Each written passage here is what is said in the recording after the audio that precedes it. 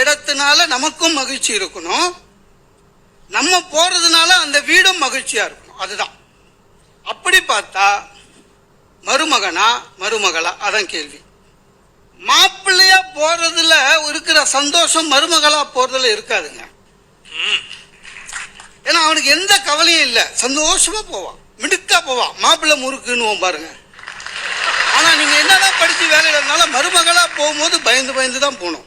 இப்போ மாப்பிள்ளை போனோன்னு மாமனார் காலில் விழுவான், எழுந்து பார்த்தா மாமனார் கண்ணில் தண்ணி. அது ஆனந்த கண்ணீர் இல்ல, ஆம்பளை கண்ணீர். புள்ளிய வாடா. மாமனாருக்கு எப்பவுமே ஒரு மகிழ்ச்சி உண்டு, ஏன்னா ஒரு சக தொழிலாளியை பார்க்கிற மகிழ்ச்சி. நான் இதுவரையும் அடிமை, இது துணை அடிமை. வா. ஆமாங்க, இந்த பூமு மாடு போகும்போது பார்த்தீங்கன்னா சின்ன மாடையும் கூட்டி போவாங்க, பார்த்துக்கிறீங்களா? ஏன்னா ட்ரைனிங் கொடுக்குறான் சின்ன மாட்டுக்கு. பெரிய மாடு எப்போ தலையாட்டுதுன்னு சின்னது பார்க்கும், ஏன்னா பின்னால் அதை ஆட்டுறதுக்கு வசதியாக இருக்கும். மருமகளா போகும்போது பாருங்களா, பூஜை ரூமை காமிப்பாங்க, நேராக சமையல் ரூம் கிட்ட போயிடுவாங்க. ஆனால் மாப்பிள்ளைக்கு அப்படி இல்லை, அது ஒரு சுகம். போனோன்னா மாமனார் பெட்ரூமை காமிப்பார். புது டவலு, புது லுங்கி, புது பெட்ஷீட்டு, பில்லோ கவர், கட்டன்லாம் புதுசு, நமக்குன்னு தனியாக ஒரு சோப்பு. நம்ம வந்த பிறகு யாரும் யூஸ் பண்ண மாட்டாங்க. ஆனால் நீங்கள் ஏதாவது திமுத்தனம் காமிச்சிங்கன்னா நாய்க்கு வாஷ் பண்ணுவோம். கல்யாணம் ஆபத்துக்கு முன்னால் நம்ம வீட்டில் நமக்கு மரியாதையே கிடையாது, அதான் உண்மை. மாப்பிள்ளையா போனவுடனே என்ன மகிழ்ச்சின்றீங்க, என்ன மரியாதை. மாமனார் ஹாலில் உட்காந்து பேப்பர் படிச்சுன்னே இருப்பாருங்க, நம்ம வெளில வந்தவுடனே படித்த பேப்பரை அப்படியே கொடுத்துட்டு போயிடுவார், அவ்வளோ மரியாதை. எங்கள் மாமியார்லாம் என் எதிர்க்கு நின்னே பேச மாட்டாங்க, அப்படியே சைடாக வந்து சோஃபா பின்னால் நின்று பேசுவாங்க. எங்கள் மாமனாரே அன்னைக்கு சொல்கிறாரு, என் ஒய்ஃப் ஒரு ஆள்கிட்ட மரியாதையாக பேசி நான் பார்த்து 30 வருஷம் ஆச்சு. நம்ம வீட்டில் பாருங்க, சாப்பாடு என்னம்மா இன்னைக்கு வெண்டைக்காவான்னு இஷ்டம் தான் சாப்பிட்டுன்னுவாங்க எங்கள் அம்மா. ஆனால் மாமனார் வீட்டுக்கு போனால் அப்படி கிடையாது. மாப்பிள்ள நீங்கள் தலைக்கறி சாப்பிடுவீங்களா, மூளை சாப்பிடுவீங்களா, கோழி சாப்பிடுவீங்களா, அதெல்லாம் சாப்பிட்றதுக்கு தானே கல்யாணம் பண்ணினேன். அதுலேயும் கல்யாணம் ஆன பிறகு நம்ம ஒய்ஃபுக்கு கல்யாணம் ஆகாத 2 தங்கச்சி இருந்தால் வச்சுங்களேன், அதை விட மகிழ்ச்சி எதுவுமே கிடையாது.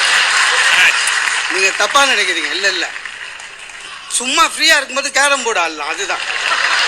சார் ஃப்ரெண்டு கிட்ட பைக் அர்ஜென்ட்டுக்கு கேட்டால் வரும்போது பெட்ரோல் போட்டுன்னுவான் தெரியுமா. ஆனால் மச்சினா அந்த மாதிரி சொல்ல மாட்டான், பெட்ரோல் போட்டு கொடுப்பான். மாப்பிள்ள அந்த படம் வந்துருக்குதாமே, சாயங்காலம் ஷோக்கு 2 டிக்கெட் வாங்கி கொடுத்துருவான். சார் மாப்பிள்ளையா போன உடனே பக்கத்து வீட்டில் இருக்கிறவங்கலாம் கூப்பிடுறாங்க, இன்ட்ரோடியூஸ் பண்ணுவாங்க. என்னென்னு, மாப்பிள்ள நம்ம வேலை செய்கிற கம்பெனி பேர், பெரிய வேலையில் இருக்காரு, நம்ம அங்கே டெஸ்பாச்சுக்கில் இருக்குதான், பெரிய வேலையில் இருக்காரு. ஆனால் நீங்கள் மருமகளாக போய் நீங்கள் பிடெக்கு எம்டெக்கு கூட படிச்சிருங்க, இன்ட்ரடியூஸ் பண்ணும்போது எப்படி பக்கத்து வீட்டில் இன்ட்ரடியூஸ் 4 எழுத்து படிச்சிருக்கிறா, அவ்வளோதான். எப்பவுமே மாப்பிள்ளையும் மாமனாரும் பார்த்தீங்கன்னா ரொம்ப க்ளோஸ் ஆகிடுவாங்க. ஏன் 2 பேருக்கும் ஒரே பொது எதிரிங்க, அம்மாவும் பொண்ணும் ரொம்ப க்ளோஸ் ஆகிடுவாங்க. இவங்க சாந்தாமணி அக்கா நாங்கள் வந்து தியாகம் பண்ணுறோம் இதெல்லாமே ஒரு பேச்சு. நாங்கள் கூட தான் தியாகம் பண்ணேன் சார். காசிக்கு போனால் தான் பிடிச்சது விடுவாங்க, அப்படி தானே? நான் கல்யாணம் ஆகி எனக்கு பிடிச்சது விட்டுருக்கேன். எனக்கு அப்பளம்னா அவ்வளோ உயிர். எப்போ சாப்பிட்டாலும் அப்பளம் இல்லாமல் சாப்பிட மாட்டேன். என்னாச்சு வீட்டில் என்னோட பழக்கம் எப்படின்னா, இந்த அப்பளம் போடும்பொழுதுங்க தட்டில் போடுவாங்க, அது இந்த ரசம் பட்டுதுன்னா கச்சிப்பாயிடும். அதனால் அது என்ன பண்ணுவேன், டைனிங் டேபிளில் வச்சுப்பேன், சாப்பிடுவேன், அப்படியே எடுத்து கடிப்பேன். மாமியார் வீட்டுக்கு முதல் விருந்துக்கு போகும்போது பழக்க தோஷத்தில் அப்பளத்தை எடுத்து டேபிள் மேலே வச்சிட்டேன். எங்கள் மாமியார், மாப்பிள்ள உங்களுக்கு அப்பளம் பிடிக்காதுன்னு எனக்கு தெரியாது, மன்னிச்சுக்கோங்கன்னு அப்பளத்தை தூக்கின்னு போயிடுச்சு.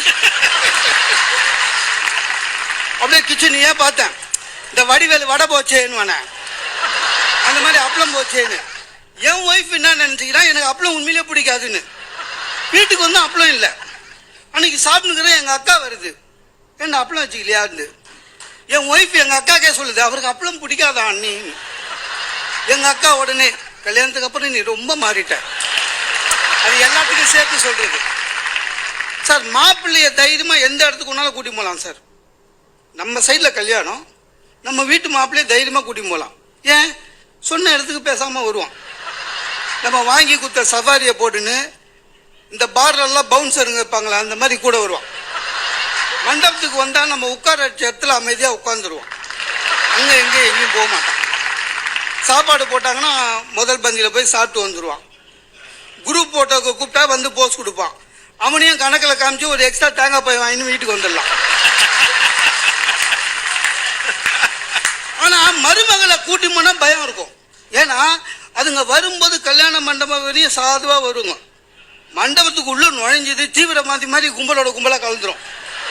யார்கிட்ட எது பேசுறதுன்னு தெரியாது. ஒரு அம்மா கிட்ட சொல்லுது ஒரு மருமக, அந்த ஏன் கேக்குறீங்க, அது பெரிய கதை அப்புறம் சொல்றேன்ச்சு. கேட்ட மாமியாருக்கு பக்குன்னு ஆயிடுச்சு, இவன் எந்த கதையா சொல்றான்னு. நம்ம வீட்டு கதையா, அவ வீட்டு கதையா, நம்ம சின்ன பையன் வந்து லவ் பண்ண பொண்ணையே கல்யாணம் பண்ணிப்பேன்னு அடம் முடிக்கிறான்னு அந்த கதையை சொல்றாளா? இந்த பயம்லாம் மாப்பிள்ளை கிட்ட கிடையாது. மாப்பிள்ளைன்றது ஒரு வர்றவங்க. மாப்பிள்ளை கிட்ட நீங்க ஊருக்கு போறேன்னு மட்டும் சொல்லுங்க, டிக்கெட் வாங்குவான், ரயில்வே ஸ்டேஷன் வருவான், தண்ணி பாட்டில் வாங்கி கொடுத்து ஜன்னல் வழியா டாட்டா காண்பான். அப்படி இல்லை, நீங்க போற ஊர்ல அவனுக்கு ஏதாவது ஃப்ரெண்டுன்னு அவனுக்கு ஃபோன் பண்ணி சொல்லுவான், எங்க வீட்டு பெருசுங்க வருது கொஞ்சம் பார்த்துக்கிட்டான்னுவான். ஒரு உடம்பு சரியில்லை, மாப்பிள்ளை துடிச்சிருவான், டக்குன்னு எடுத்து போய் பக்கத்தில் இருக்கிற ஹாஸ்பிட்டலில் சேர்த்துருவான். இத்தனைக்கும் மாமியார் திட்டம், இந்த மாப்பிள்ளைக்கு எப்பவுமே அவசரம், இந்த பெரிய ஹாஸ்பிட்டலில் எடுத்துட்டு வந்து சேர்த்துட்டாருன்னு. ஆனா மருமக அப்படி இல்லைங்க. ஒரு மாமனாருக்கு உடம்பு சரியில்லை, டாக்டர் ஒப்பீனியன் கேட்கும்போது டாக்டர் சொல்றாரு செகண்ட் ஒப்பீனியன் வேணா வாங்கிக்கங்கன்னு. அங்க அந்த டாக்டர் எதுக்கே சொல்லுது, உங்க அப்பா என்ன இப்போ சரியாயிட்டு ஃபுட்பால் மேட்சுக்காக போறாரு, மருந்து மாத்திரை சாப்பிட்டு வீட்டில் இருக்கட்டும். ஸ்ரீஹரிகோட்டால இருந்து ராக்கெட் போகுது, சயின்டிஸ்ட் விடுறாங்க, ரிப்போர்ட்டர் கேட்கலாம், ராக்கெட் அனுப்பிச்சிங்களே எதுக்கு? விஞ்ஞானி சொல்றாரு, யாருக்கு தெரியும், முதல்ல அது போய் சேர்தானே தெரியல. நாங்க நாளைய பத்தி கவலைப்படுறதில்ல, இன்னைக்கு கொளுத்தி விடுறதோட சரி. அப்படி சொல்ல மாட்டார், இன்றுதான் விடுகிறோம், ஆனா அது மேல போவோம், இத்தனை வருஷம் இருக்கும், மழை எப்போ வரும் புயல் எப்போ வரும் அது சொல்லும். அப்துல் கலாம் பத்தி பேசுறீங்களே இன்று இன்றுன்னு, அப்துல் கலாம் கனவு கண்டவர், கனவு காண சொன்னவர். 2020 இந்தியா வல்லரசு என்று சொன்னார். ஆக அவருடைய நோக்கம் எல்லாம் நாளையை பற்றி தான். அதான் உண்மை. எந்த மொழி, எந்த நாடு எதுவா இருந்தாலும் நேற்று என்பது பாஸ்ட் இஸ் பாஸ். நம்ம ஸ்டைல சொன்னா கதம் கதம் முடிஞ்சு போச்சு. எல்லாத்துக்குமே அப்படிதான் சார். பொண்ணு பார்க்க போறோம், பிடிச்சிருக்கு, உடனேவா பிடிச்சிருக்குன்னு சொல்றோம், போயிட்டு நாளைக்கு லெட்டர் போடுறோம். ஏன் யோசிக்குது, சட்டுன்னு ஒத்துக்க கூடாது. யோசிச்சு ஒத்துக்கினாலே ப்ராப்ளம். ஏன்னா வீட்டுக்கு வந்தவொடனே அம்மா சொல்றாங்க, டேய் பொண்ணு நல்லா இருக்குடா, அமைதியா இருக்கிறா, சாந்தமா இருக்கிறா, நல்லா இருக்கு அம்மா. அப்பா சொல்றாரு, கல்யாணத்துக்கு முன்னால எல்லா பொம்பளையும் அப்படிதான் இருப்பா. ஏன்னா அது அவரு எக்ஸ்பீரியன்ஸ். பொண்ணு வீட்லயும் அப்படிதான். பொண்ணுக்கு அம்மா சொல்றாங்க, பையன் 60,000 ரூபாய் சம்பாதிக்கிறான்னு சொல்றாங்களே, மூஞ்சி பார்த்தா தெரியலையே. 60,000 ரூபாய்க்கு தனி மூஞ்சா இருக்குது சார். கல்யாணம் நடக்குதுங்க, குழந்தை எப்போன்னு பிளான் பண்றோம், 2 வருஷம் கழிச்சு. ஏன் அம்மா எப்படி இருந்தாலும் பிரசவம் சிசேரியன், எல்கேஜிக்கு 1 லட்சம் ரூபாய் டொனேஷனு, அதெல்லாம் சேர்த்துட்டு அப்புறம் ட்ரை பண்ணலான்னு. அதுதான் இயல்பான வாழ்க்கை. அப்பதான் வாழ்க்கையில வெற்றி அடைய முடியும். காலையில ஆபீஸ் போகும்போது ஒய்ஃப் சொல்றாங்க, சாயங்காலம் எங்க அம்மா வீட்டுக்கு போகலாம், சீக்கிரம் வாங்கன்னு. உடனே ஒத்துக்கூடாது. ஞாயிற்றுக்கிழமையா போறோம் போலான்றோம். ஏன் சாயங்காலம் போனோம்னா ரவை உப்புமாவோட அனுப்பிச்சிருவாங்க. ஞாயிற்றுக்கிழமை வரோன்னு சொல்லிட்டா கறி விருந்து. அதுவும் இல்லாம ஞாயிற்றுக்கிழமை சாப்பிட்ட பிறகு 6 முறை மாமனார் கிட்ட சொல்லலாம், மாமா சென்ட்ரல் கவர்மெண்ட்ல புதுசா ஒரு திட்டம் வருதான், ஒரு வீட்டுக்கு மேல சொத்து இருந்தா ஃப்ரீஸ் பண்றாங்களாம், நீங்க படப்ப லேண்டை இப்பவே வித்துருங்க, ஏன்னா நம்மளுக்கு ஒரு ஷேர் வரும் அதுல. அப்படிதான் நீங்க கிண்டல் பண்ணுங்க, திட்டுங்க, எதுவா இருந்தாலும் சரி சார். நாளை என்ற நம்பிக்கை நட்சத்திரமாக உழவுவது இந்த அரசியல்வாதிகள் மட்டும்தான். அவங்க கிட்ட இருந்து கத்துக்க வேண்டிய நல்ல பண்பு அதுதான். படுதோல்வி அடைவான் சார், சிரிச்சுக்கினே பேட்டி கொடுப்பான். இன்னைக்கு விட்டுட்டோம். 2021 நாங்க தான், 2026 நாங்க தான், 2031 நாங்க தான். அந்த நாளை என்கிற நம்பிக்கை தான் அவர்களை என்றைக்குமே ஆக்டிவா வச்சிருக்கு. நாளை என்பதின் முழு அர்த்தத்தை நீங்கள் தெரிய வேண்டும் என்றால், எம்என்சி கம்பெனியில பெஞ்சின்னு ஒரு பொசிஷன் இருக்கு, அவங்கள கேட்டுப்பாரு. அதிகாரிகளுடைய நடுவிலே காத்திருப்போர் பட்டியல் என்று ஒன்று இருக்கிறது, அதில் இருப்பவர்களை கேட்டுப்பார்கள். நாளை என்பதனுடைய அர்த்தம் அவர்களுக்குத்தான் தெரியும். நிறைய பேர் இந்த வீட்டு சொந்தக்காரனை திட்டுறோம், குடுத்தனக்காரங்கிட்ட 10 மாசம் அட்வான்ஸ் எதுக்கு வாங்குறான், நாளைய பத்தி யோசிக்கிறான். ஏன்னா இந்த குடுத்தன வரவங்க நடுவர்களே வரும்போது பார்த்தா சிவனடியார் மாதிரி பம்மி வரான். 1 மாசம் வாடகை கரெக்டா தருவான், 2 மாசம் விட்டுருவான். நம்ம ஏங்க 2 மாசம் வாடகை தரலையா? ஆமா, இந்த வீட்டுக்கு நீ இன்னும் பட்டாவே வாங்கலையாமேனுமா, பிசாச்சுக்கு தான் போய். அதுக்காக தான் 10 மாசம் அட்வான்ஸ் வாங்குறது சார். பொண்ணு பார்க்கும்போது பையனுக்கும் பொண்ணுக்கும் 10 வயசு டிஃபரெண்ட். ஏன்? நாளை பற்றிய சிந்திப்பு. நம்ம ஆபீஸ் போய் உழைச்சி ஓடா போய் 60 வயசுல நடக்க முடியாம இருக்கும்போது 10 வயசு குறைவா நம்முடைய மனைவி நமக்கு உதவியாக இருப்பார் என்பதற்காகத்தான் 10 வயது குறைவாக. நாளை என்பது நோக்கம் அதுதான். குடுக்கணும் வீட்டில் இருக்கும். ஒரு பெரிய ஸ்ட்ரீட்ல போறோம், பெரிய பங்களா ஒன்று பார்க்குறோம். ஒரே நிமிஷம் துன்பத்தில் தான் இருக்கும்.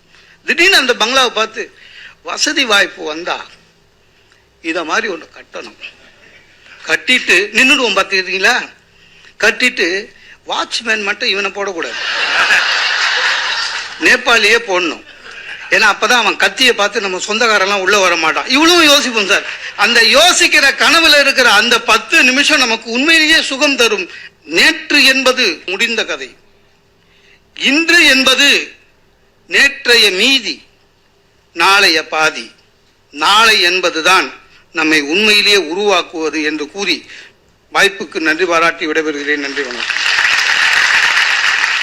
இந்த வீடியோ பிடிச்சிருந்துச்சுன்னா லைக் பண்ணுங்க, ஷேர் பண்ணுங்க, கமெண்ட் பண்ணுங்க. அப்படியே பக்கத்துல இருக்கிற சப்ஸ்கிரைப் பட்டனையும் கிளிக் பண்ணுங்க. மறக்காம பெல் ஐக்கானையும் டச் பண்ணுங்க. அப்பதான் நாங்க போடுற வீடியோ உங்களுக்கு நோட்டிபிகேஷன்ல வரும். தேங்க்ஸ் ஃபார் வாட்சிங்.